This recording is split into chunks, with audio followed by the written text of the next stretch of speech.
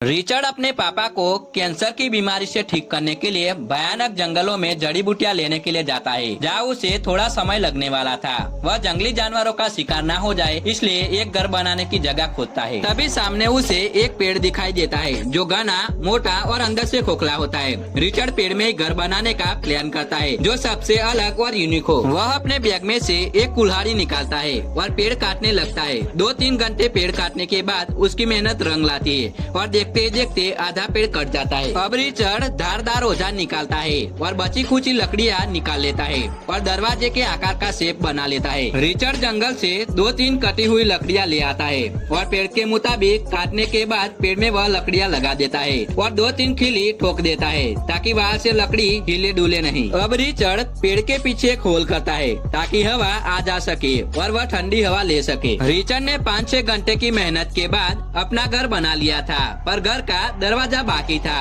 वह 2 लकड़ियाँ लाता है और माप के बाद एक दरवाजा तैयार कर लेता है ताकि जंगली जानवर उस पर हमला ना करे। इतना काम करने के बाद रिचर्ड को बहुत ही भूख लगती है, इसलिए वह 2-3 मैगी और अंडा उबाल लेता है। उबालने के बाद वह मैगी में मसाला और अंडा डाल के भरपेट खा लेता है और सुबह जड़ी बूटियाँ लेने के लिए निकल जाता है।